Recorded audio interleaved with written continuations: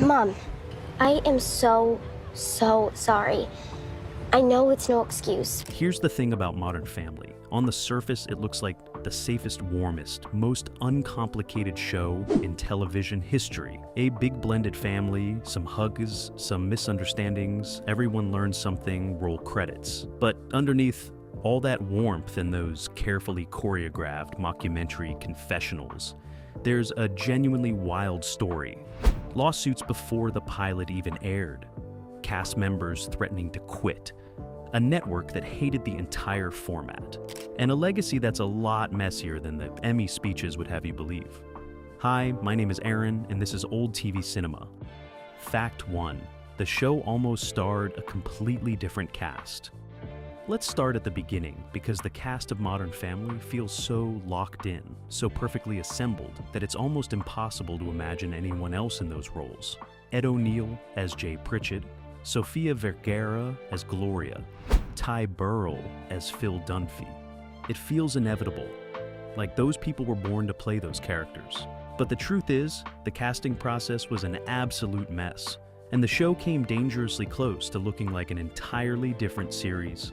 When creators Christopher Lloyd and Stephen Levitan were developing the show in 2008, they had a wish list, and Ed O'Neill was on it early. But O'Neill wasn't an obvious choice at the time. His career had been quiet since Married with Children ended in '97. He'd done some film work, some guest spots, but nothing that screamed primetime anchor. There were reportedly other names being discussed for Jay, older authoritative actors who could carry the patriarchal weight of the role.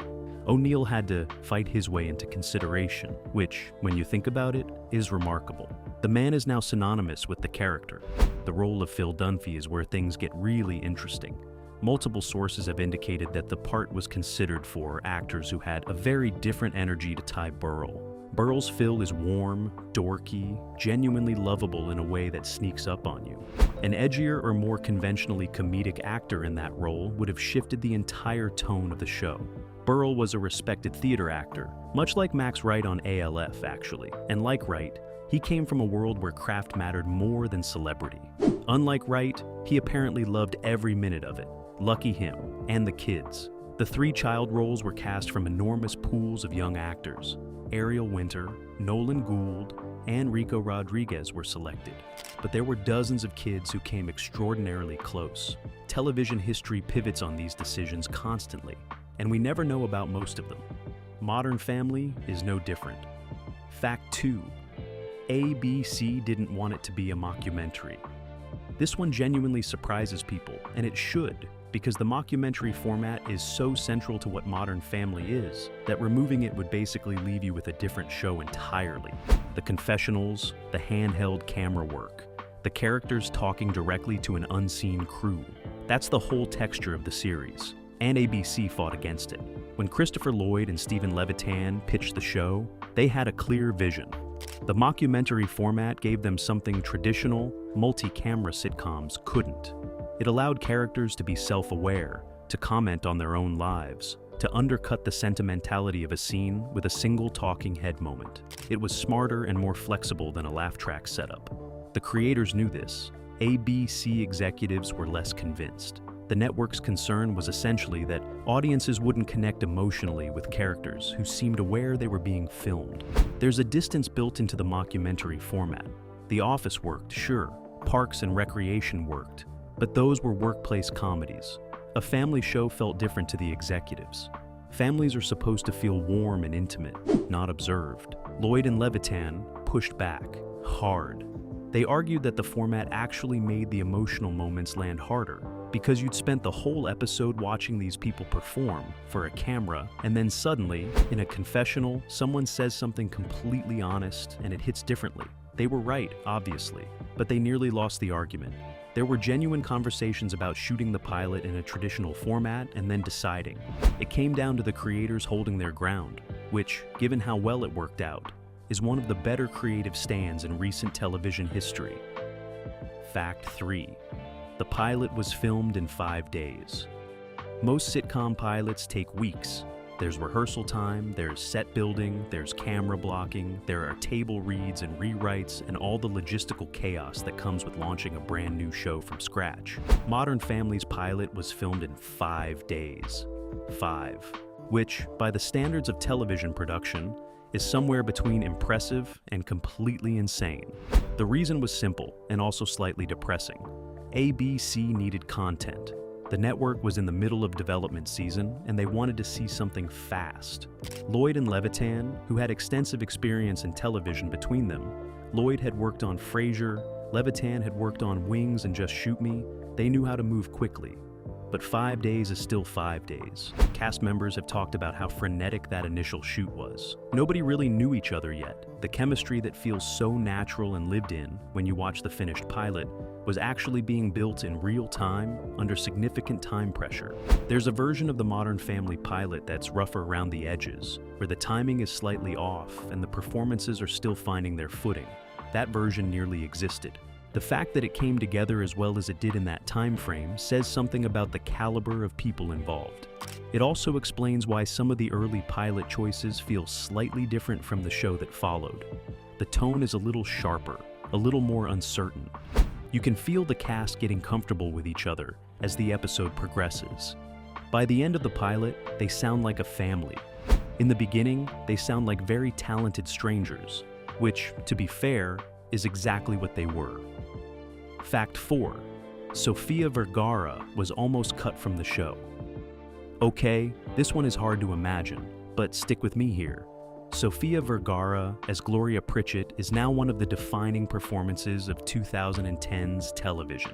She was nominated for an Emmy 4 times for the role. She became one of the highest paid actresses on television. Gloria is central to the show's identity in a way that's almost architectural. Remove her, and the whole structure changes. And yet, during the development process, there were serious conversations about whether the character was working and whether Vergara was the right fit. The concern, as has been documented in the various retrospectives about the show, was that Gloria could very easily tip into caricature. A young, loud, glamorous Colombian woman married to a much older man. The writers knew they were walking a line. If the character was handled poorly, it would be reductive and one-note. Some early network feedback reportedly questioned whether the balance was right. Vergara, for her part, has spoken about how much she wanted the role and how hard she worked to bring dimension to Gloria beyond the obvious surface comedy. She pushed for storylines that showed Gloria's intelligence, her protectiveness, her genuine emotional complexity. She understood better than anyone what the character could be and what it risked becoming.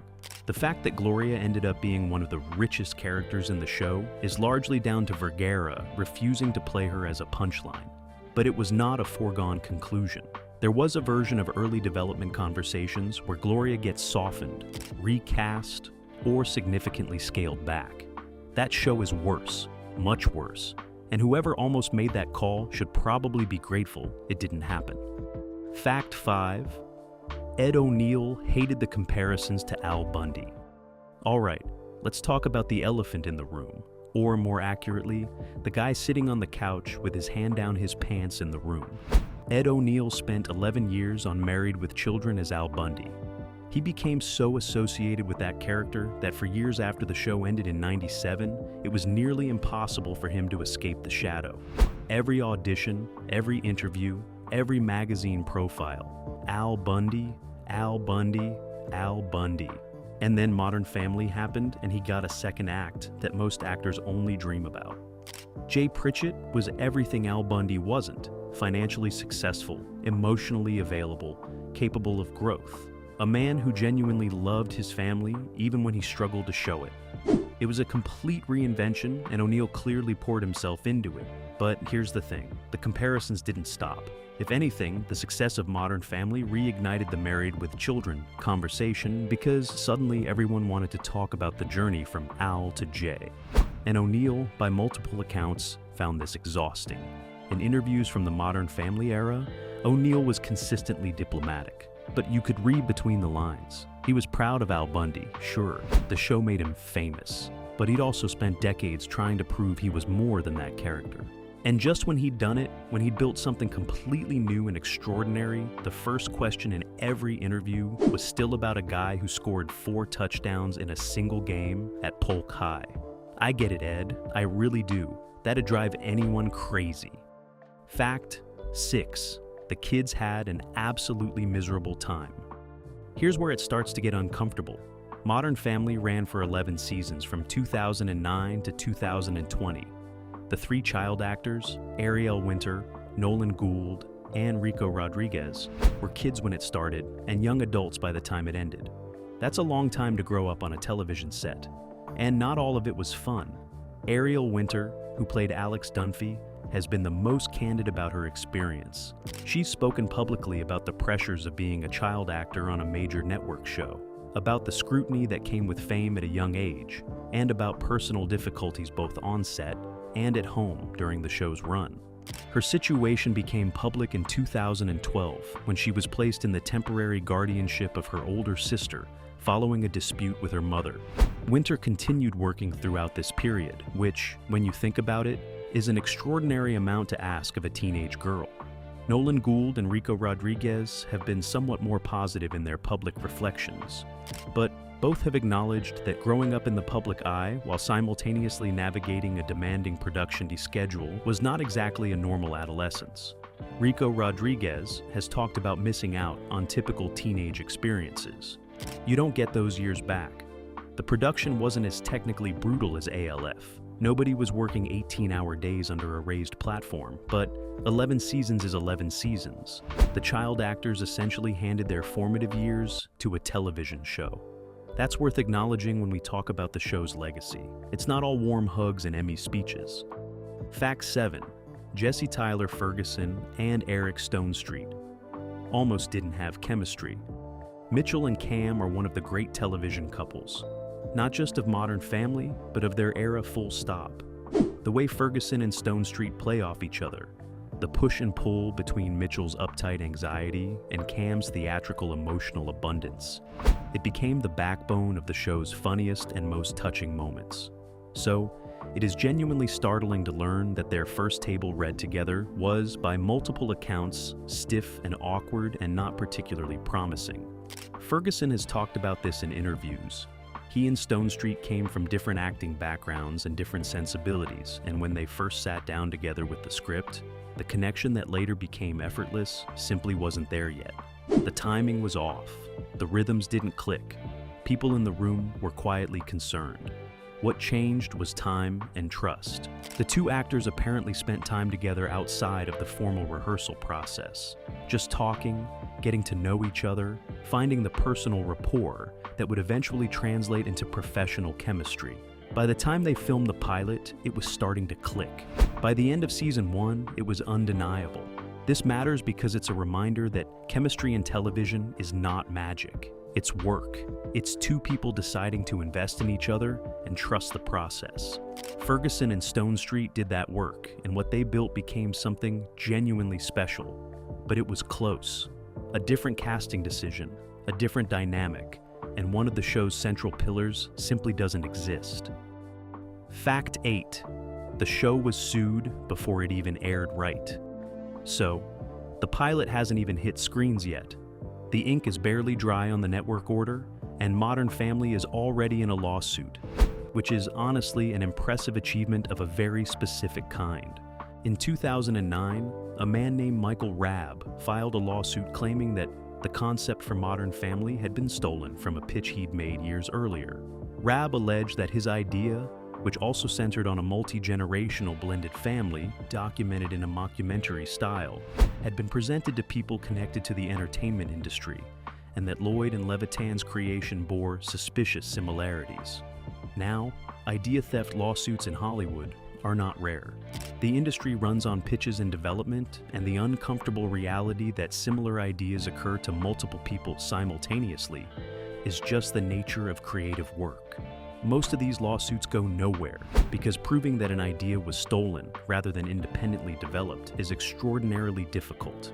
This one also went nowhere, legally speaking. The suit was eventually dismissed, but the timing was remarkable. Here you have a brand new show, months away from its premiere, already tangled in litigation. The producers had to manage the legal situation while simultaneously finishing post-production and preparing for launch. That is not a stress-free environment. The fact that the show came out of it swinging and delivered one of the strongest pilot seasons in recent memory is a testament to how locked in the creative team actually was. Chaos outside the writer's room, pure focus inside it. Fact. 9. Julie Bowen almost quit the show. Twice. Julie Bowen won 2 Emmy Awards for playing Claire Dunphy. 2s. And she very nearly walked away from the role entirely on 2 separate occasions. That's a remarkable piece of television history that doesn't get nearly enough attention. The first near departure came early in the show's run. Bowen has spoken in interviews about the difficulty of finding Claire's voice in those early seasons. Claire was written as the anxious, controlling, slightly neurotic center of the Dunphy family, the character who held everything together through sheer force of will and catastrophic overthinking. It's a demanding role because Claire has to be sympathetic and exhausting at the same time. Too far in either direction, and she stops working. Bowen struggled with that balance in season 1, and by some accounts found the pressure significant enough that she considered stepping back.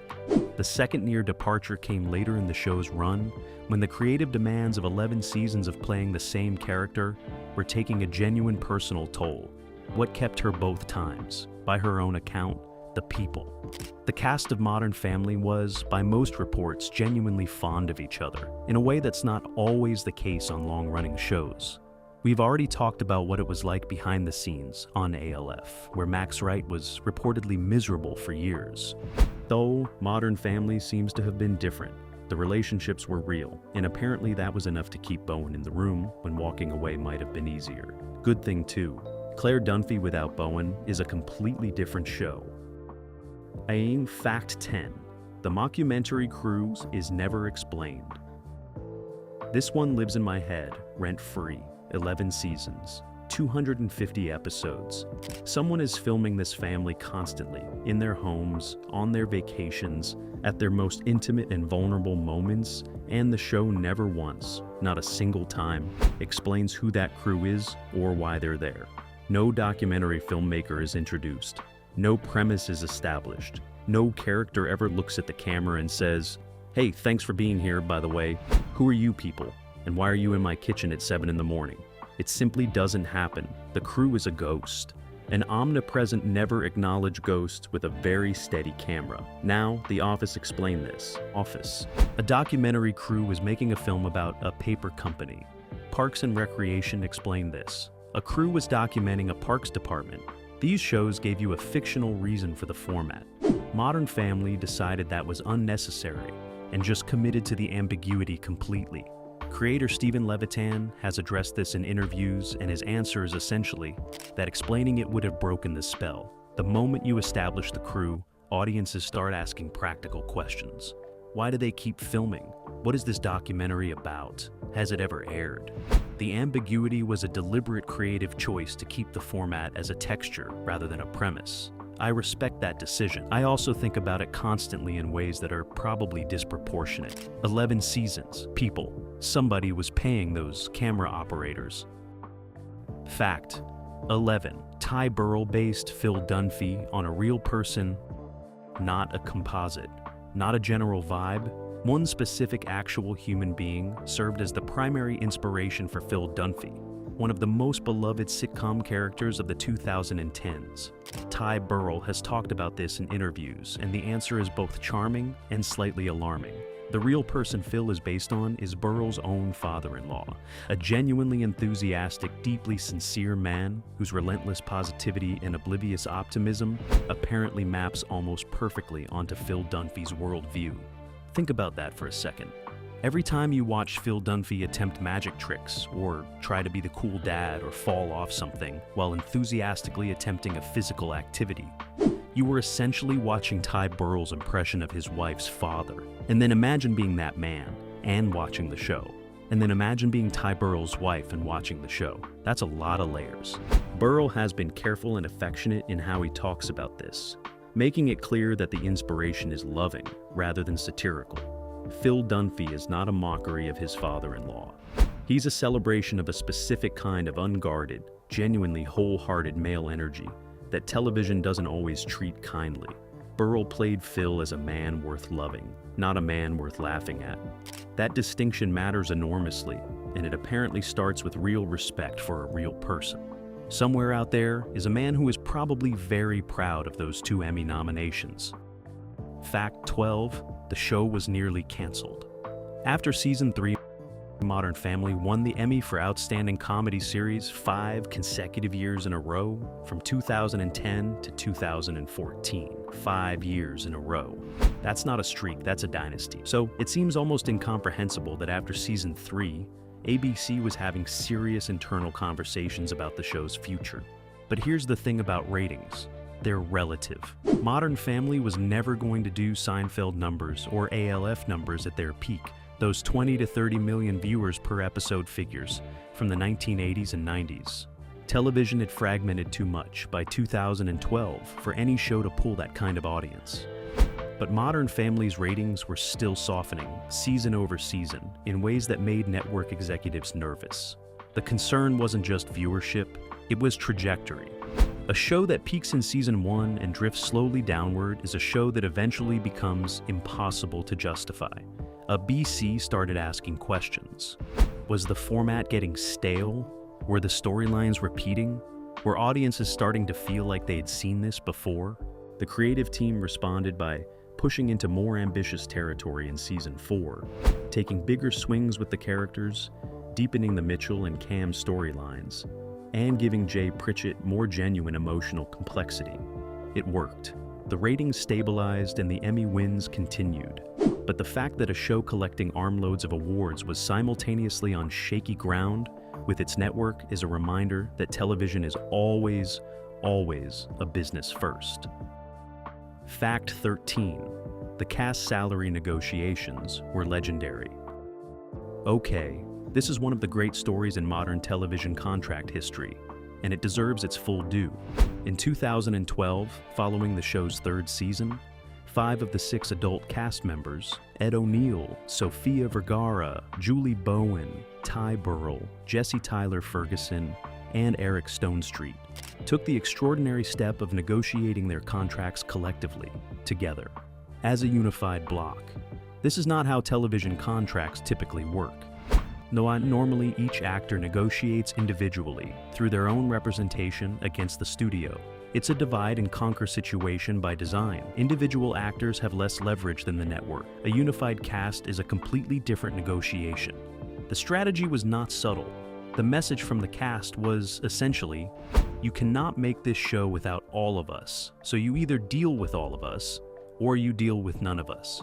ABC and 20th Century Fox Television, the studio producing the show, were not pleased. There were legal threats. The studio reportedly considered suing the cast members for breach of contract, arguing that their collective negotiation violated the terms of their individual deals. It was, by any measure, a serious standoff. The cast held firm, and ultimately, they won. All 6 received significant pay increases that made them among the highest paid performers on network television.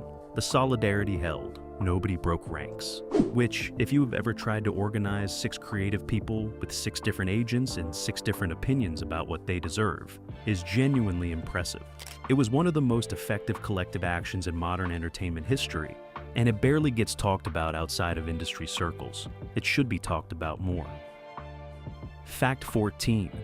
The finale was almost completely different. Modern Family's finale aired on April 8, 2020. The Dunphy Pritchett Tucker clan gathered, said their goodbyes, the family scattered to new chapters and new cities, and 11 years of television wrapped up with the kind of warm, generous ending the show had always promised. It was, for the most part, well received, emotional without being manipulative, satisfying without being saccharine, but that was not the ending they originally planned. Early in the writer's room, discussions about how to close the series, there were apparently much more ambitious and significantly darker ideas on the table. One version of the finale involved a major character death, a genuine loss that would have reframed the entire series in retrospect. Another version apparently leaned much harder into the passage of time, jumping forward years into the future to show the family in a place audiences wouldn't entirely recognize. Older, more scattered, genuinely changed. These darker directions were eventually set aside in favor of the more optimistic ending that aired, and the reasoning, according to people connected to the production, was essentially that Modern Family had always been a show about the warmth and resilience of family as an idea. Ending it with loss or rupture would have felt like a betrayal of the show's core promise. I understand that argument. I also think the darker ending would have been braver. Dinosaurs ended with an ice age. Bowen ALF ended with government capture. Sometimes the honest ending is the hard one. Modern Family chose warmth, and that was probably the right call for what the show was. But somewhere in a discarded draft document is a version of that finale that would have genuinely wrecked people. I kinda wish I could read it. Fact 15. The show's legacy is more complicated than anyone admits. Here's where we have to be honest about something. Modern Family was a phenomenon. 11 seasons, 22 Emmy wins. Consistent ratings across more than a decade of increasingly fragmented television. By any objective measure, it was one of the most successful sitcoms in the history of the medium. Full stop. But the legacy is not as clean as the trophy shelf suggests. The argument that critics started making around season 6 or 7, and that has only grown louder since the show ended, is that Modern Family succeeded so completely that it accidentally calcified the network's sitcom format, rather than advancing it. The mockumentary approach, the three-family structure, the carefully balanced ensemble, these were genuinely innovative choices in 2009. By 2015, every network was developing shows that followed the exact same template. And none of them worked as well as Modern Family, partly because the template was being followed rather than understood. There's also the question of what the show was actually saying. Modern Family marketed itself as a portrait of the new American family, diverse, blended, inclusive. Mitchell and Cam's relationship was groundbreaking for a major network show in 2009, and genuinely meant something to a lot of people. But as the years went on, critics began questioning whether the show's treatment of its diverse characters actually went as deep as its premise suggested. Gloria's cultural identity was often played for laughs in ways that grew less comfortable over time. Mitchell and Cam's relationship, while present and visible, was occasionally handled with a caution that retrospectively feels like network nervousness wearing a liberal costume. The Simpsons changed what animation could be. Married with Children proved a network could survive on honesty and edge. Dinosaurs swung for genuine social commentary at the cost of its own survival. Modern Family did something different. It demonstrated that a network show could be inclusive and smart and funny and still enormously safe, which is either its greatest achievement or its greatest limitation, depending on how you look at it. What it absolutely did was change television. The ensemble mockumentary family format it perfected became the new template. It launched careers and reinvigorated others. It gave Ed O'Neill his second act, which he absolutely deserved. It gave Sofia Vergara a global platform. It gave us Phil Dunphy, which the world was better for. And it did all of this while a lawsuit was being filed before the pilot aired, while cast members were considering quitting, while a network was nervous about the format, while child actors were navigating adolescence under studio lights, and while an unseen camera crew filmed everything without a single character ever once asking who they were or what they were doing in their living room. Not bad for a show about a family that, on the surface, looked completely ordinary. That's 15 weird facts about Modern Family.